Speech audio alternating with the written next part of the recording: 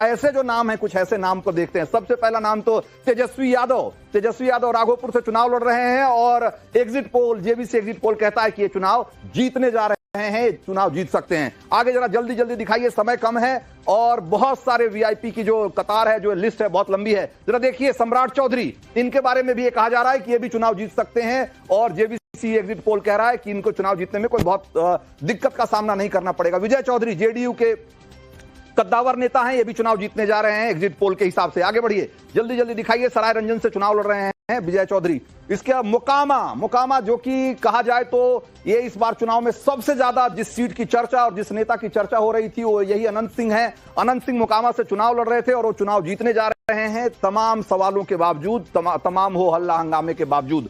कुम्हरार से केसी सिन्हा है जो कि जन सुराज के टिकट पर लड़ रहे हैं और केसी सिन्हा की जो ख्याति है वो एक बड़े अच्छे मैथ टीचर के रूप में रही है और लाखों बच्चे इनकी किताबें पढ़कर, इनसे पढ़कर दुनिया में बहुत नाम कमाया है। जन सुराज के टिकट पर लड़ रहे थे, लेकिन कहा जा रहा है कि ये चुनाव हारने जा रहे हैं, कम से कम एग्जिट पोल तो यही कह रहा है। ये कुम्हरार, पटना की कुम्हरार सीट से चुनाव लड़ रहे थे।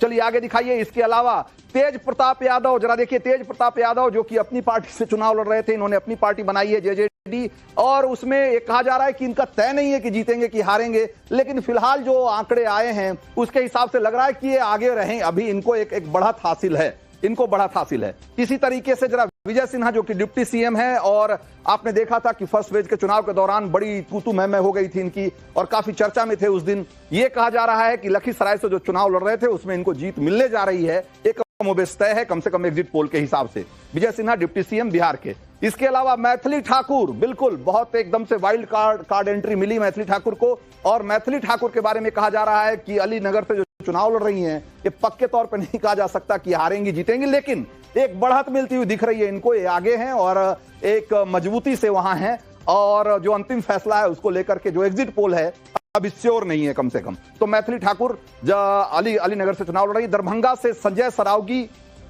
बीजेपी के बड़े नेता हैं राज्य की पॉलिटिक्स में, ये इनकी जीत पक्की मानी जा रही है एग्जिट पोल के हिसाब से। दरभंगा से चुनाव लड़ रहे हैं संजय सरावगी बीजेपी के टिकट पर। इसके अलावा जो बड़े चेहरे हैं उसमें रेणु देवी जो कि बेतिया से चुनाव लड़ रही हैं, वो बीजेपी के टिकट पर, इनकी भी जीत करीब करीब पक्की मानी जा रही है।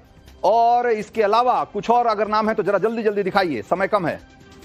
तो अगर देखा जाए तो आरजेडी से रीतलाल यादव जो कि दानापुर से चुनाव लड़ रहे हैं और बाहुबली की छवि रखने वाले रीतलाल यादव, और इनके बारे में कहा जाता है कि भाई दानापुर में एक तरीके से समानांतर सरकार चलाने वालों में से हैं और ये भी चुनाव में कोई अच्छा नहीं कर रहे हैं, ये पीछे हैं। हालांकि ये पक्के तौर पे नहीं कहा जा सकता कि हारेंगे कि जीतेंगे, लेकिन फिलहाल स्थिति अच्छी नहीं दिख रही है रीतलाल यादव की। तो ये हो गए कुछ बड़े कैंडिडेट के बारे में हम आपको बता रहे हैं।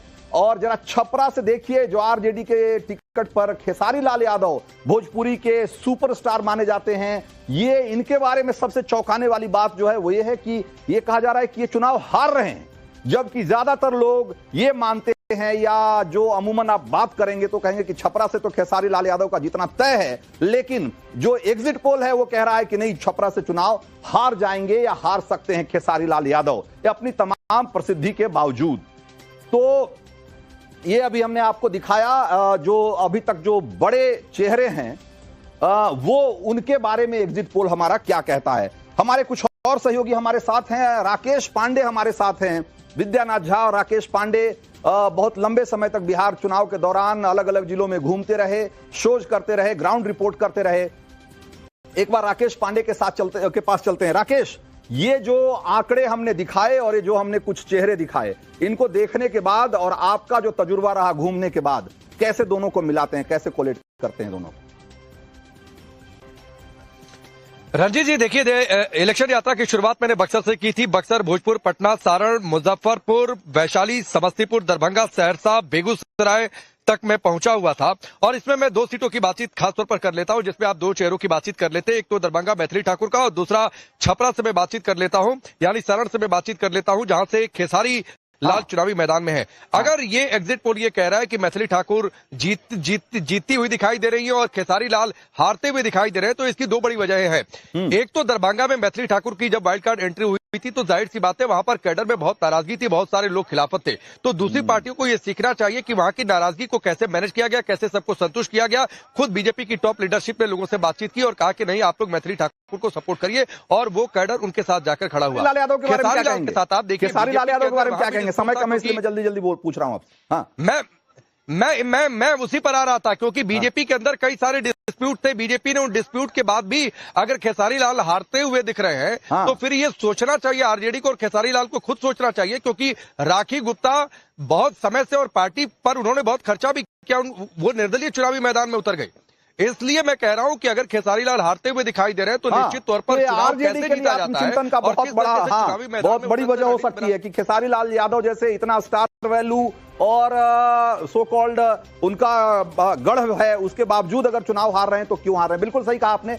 अब जरा समय की कमी है इसलिए जल्दी जल्दी मैं आपको दिखाते हैं। तो हमने जेवीसी एग्जिट पोल के नतीजे आपको दिखाए थे, जरा पोल पोल भी दिखाते हैं आपको कि जो बाकी एग्जिट पोल्स हैं वो क्या कह रहे हैं बिहार चुनाव को लेकर के। जरा देखिए, पीपल्स इनसाइट करके एक जो सर्वे एजेंसी है वो कह रही है कि एनडीए को 133 से 148 सीटें यानी कि ये भी बहुमत दे रही है। महागठबंधन को 87 से 102 सीटें, जेएसपी को अगेन 2 सीटें दे रही है। मतलब जेएसपी में अगर आप देखेंगे तो किसी भी सर्वे एजेंसी ने उनको 2 से ज्यादा सीटें नहीं दी है। तो एक बात को लेकर के कंसेंसस है, अदर्स भी कमोबेश एक ही रेंज में है। और अगर देखा जाए तो सारे जो एग्जिट पोल हैं वो कमोबेश आपको एक रेंज में दिखेंगे।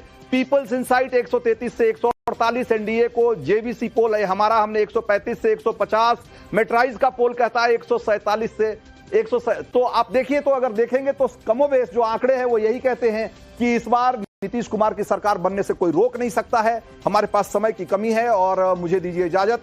ब्रेक के उस पार देखिए नवभारत का एजेंडा।